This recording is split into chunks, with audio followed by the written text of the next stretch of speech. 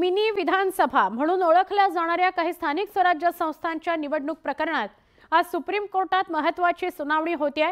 प्रभाग रचना, लोकसंख्येत 10% वाढ गृहीत धरून निश्चित केलेली सदस्य संख्या आणि ओबीसी आरक्षण या 3 मुद्द्यांवरून 57 वेगवेगळ्या याचिका सुप्रीम कोर्टात दाखल आहेत। त्यावर सुप्रीम कोर्टात एकत्रितपणे सुनावणी होणार आहे। त्यामुळेच मुंबई, पुणे, नाशिक, पिंपरी चिंचवड सह राज्यातील तब्बल 29 महापालिकांच्या निवडणुका रखडलेल्या आहेत।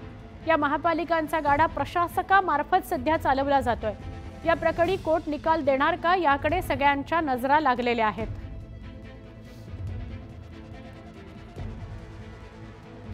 कोणत्या मुद्द्यांवर सुप्रीम कोर्ट निकाल देऊ शकतं त्यावर आपण एक नजर टाकूया। कोणत्या मुद्द्यांवर तर महापालिकांसह स्थानिक स्वराज्य संस्थांमध्ये सदस्य संख्या किती असावी, स्थानिक स्वराज्य संस्थांमध्ये प्रभाग रचना कशी असावी,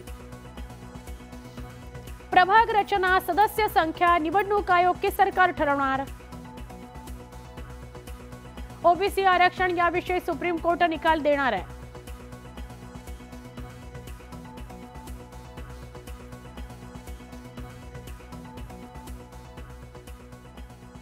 आमचे प्रतिनिधी प्रशांत लीला रामदास यांच्याशी आपण सविस्तर बोलूया। प्रशांत, महत्त्वाचा निकाल येणं अपेक्षित आहे। कोणत्या मुद्द्यांवर निकाल येऊ शकतो हे तर आपण पाहिलं, पण काय घडेल आज सुनावणी दरम्यान असं वाटतं? सुवर्णा, जर बघितलं तर ओबीसींना राजकीय आरक्षण जे जिल्हा परिषद आणि स्थानिक स्वराज्य संस्था ज्याला महानगरपालिका, नगरपालिका संबोधलं जातं, त्यामध्ये साधारणतः हे आरक्षण देण्यात यावं, राजकीय आरक्षण।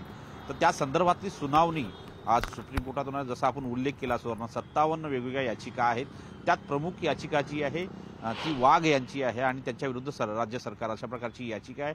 आज कोर्ट क्रमांक 3 मध्ये जस्टिस सूर्यकांत यांच्या द्विसदस्यीय खंडपीठापुढे ही सुनावणी होणार आहे। महत्त्वाचं म्हणजे या संदर्भात जर बघितलं तर आज कोर्ट हे निश्चित करू शकतं की निवडणुका कारण की गेल्या अनेक दिवसांपासून प्रलंबित आहे। त्यामुळे अनेक महानगरपालिका, जिल्हा परिषदेत प्रशासक सध्या कामकाज चालवत आहे। असं असताना आता लवकरात लवकर निवडणुका कशा घ्याव्या यासाठी काही दिशानिर्देश होऊ शकतं, सुप्रीम कोर्ट आज देऊ शकतं। महत्त्वाचं म्हणजे ओबीसीच्या आरक्षण म्हणजे राजकीय आरक्षणाच्या संदर्भात जे ट्रिपल टेस्टच्या संदर्भात सुप्रीम कोर्टाने स्पष्ट केलं होतं, त्याच्या आधारावरती सुप्रीम कोर्टात अहवाल देखील सादर झालेला आहे। ट्रिपल टेस्टला सुप्रीम कोर्टाने मान्यता दिलेली आहे। त्यामुळे आता खास करून सुप्रीम कोर्ट आज काय दिशानिर्देश देतं, खास करून ज्यामध्ये राज्याच्या मिनी विधानसभामध्ये ज्याला समोर जातं, जिल्हा परिषद असो किंवा मग महानगरपालिका, नगरपालिका असो, या संदर्भात सुप्रीम कोर्टाचं जो आज निर्णय किंवा त्या सुनावणी होते, सुनावणी दरम्यान दिशानिर्देश देतील, त्याच्यावरती राज्यातल्या या मिनी विधानसभेचं भवितव्य अवलंबून राहणार आहे। सुवर्णा, नक्की।